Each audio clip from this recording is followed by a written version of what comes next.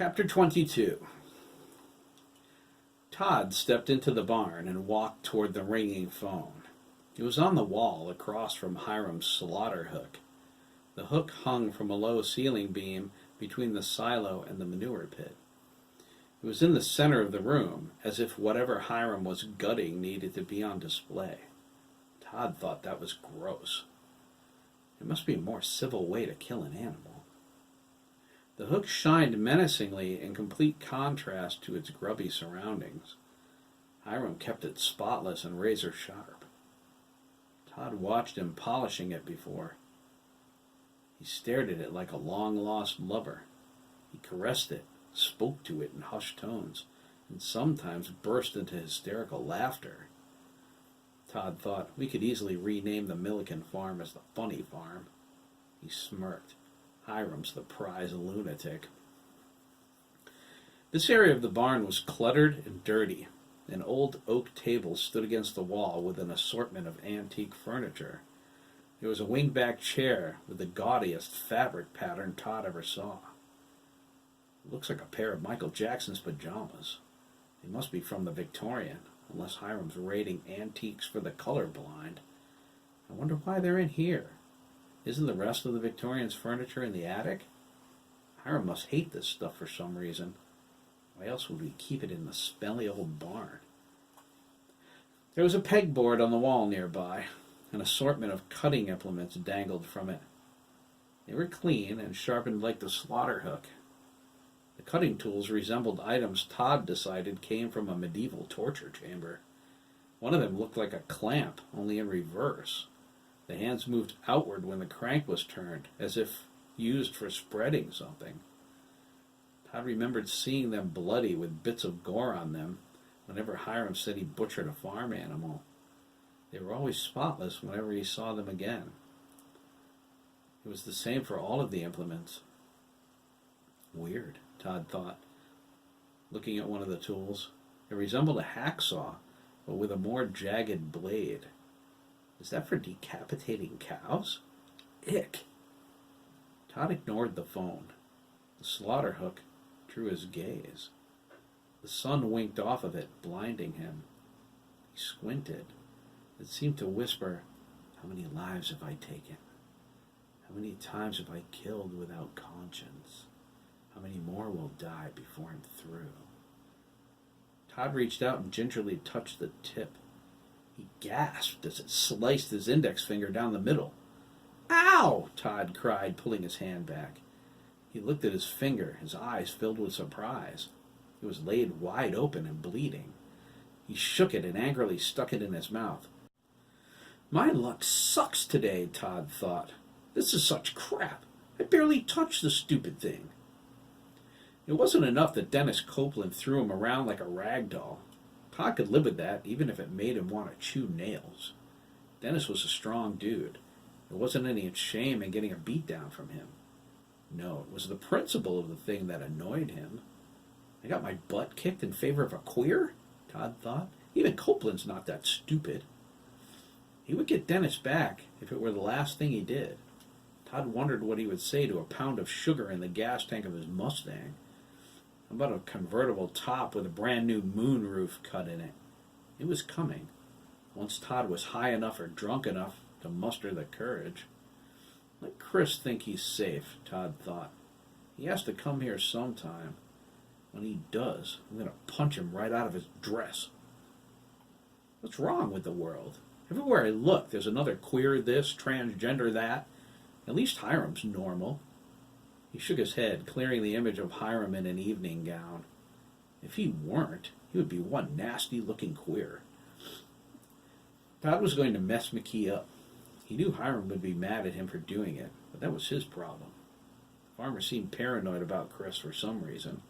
It was always, "Leave Chris alone," whenever Todd complained about him. He couldn't resist. It wasn't like Chris was a lousy worker. He was pretty good, as far as sissies went. There was just something about him that rubbed Todd the wrong way. Maybe it was the way he looked at Hiram with that glare of disgust. Chris wore an expression like Hiram was beneath him. Who does he think he is? Todd thought. His finger throbbed. Hiram's Practically my surrogate father. McKee's got some nerve, seeing as he's the one who's all screwed up. Him and Frank, two of the biggest wussies I know. Despite being angry with him, Frank Garrison was Todd's closest friend. He was at Frank's house if he wasn't at the farm. Frank always had the best drugs. He told Todd what Dan Mellon said while they were getting high before school this morning. It was just after Hiram dropped him off. They went behind the gymnasium to smoke some weed. When Todd saw Chris in the bathroom afterward, he had to set things right. McKee was a queer, so he got a beat down. So why is Copeland sticking up for him, Todd wondered. He should have helped me. Not that it matters. It'll even up soon enough.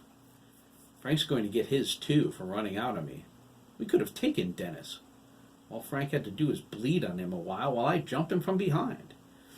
He's going to wish he did. I'm going to pluck his peach fuzz mustache out one hair at a time as soon as I get my hands on it. It wouldn't be long now. Todd had weed and Frank didn't. Frank couldn't go more than a couple of days without it, and he didn't have any money to buy more. He didn't dare rip his parents off. He did that once and paid a hefty price for it. Addict, Todd thought. He came straight to the farm after the altercation with Dennis. He was so angry he needed some space. If he stayed in school, he would have gone off on someone else and got in trouble. Besides, after falling in the toilet, he smelled like piss.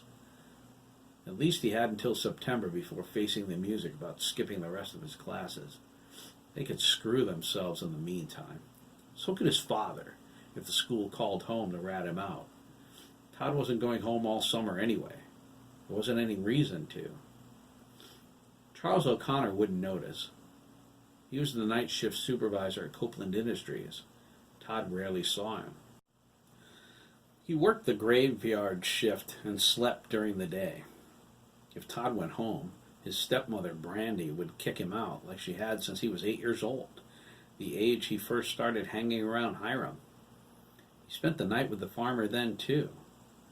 All he had to do was call Brandy and ask if he could stay at a friend's house overnight. She never inquired who the friend was before telling him he could. She seemed glad to be rid of him. Later, when he was 11, and she discovered Hiram was his mysterious friend, she said nothing to him. She spoke with the farmer alone for a few minutes, but that was it. Todd thought, has Dad noticed I haven't spent a weekend home since I was a little kid? Probably not. He glared at the ringing phone. Hold on a minute. I'm bleeding to death over here. Todd snatched up the receiver. Hello? He barked.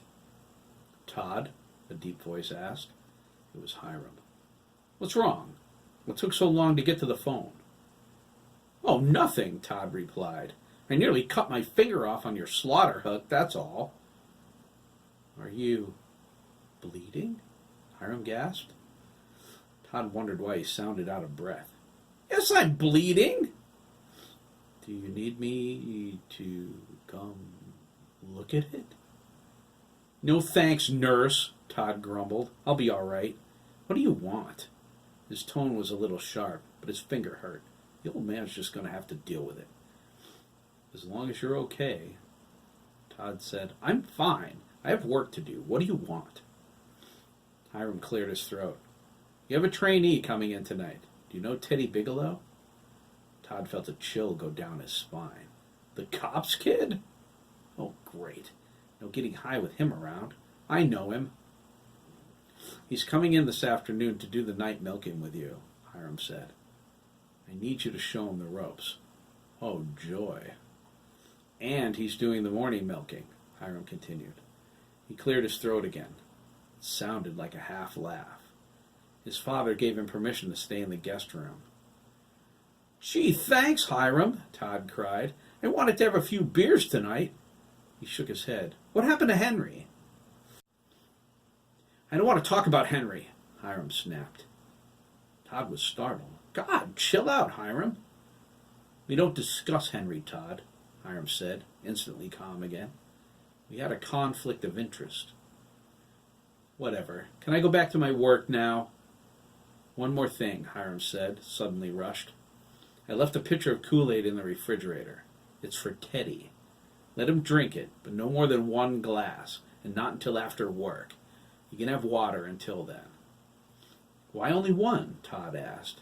He squeezed his finger in his t-shirt, trying to stop the blood. Did Kool-Aid suddenly become expensive?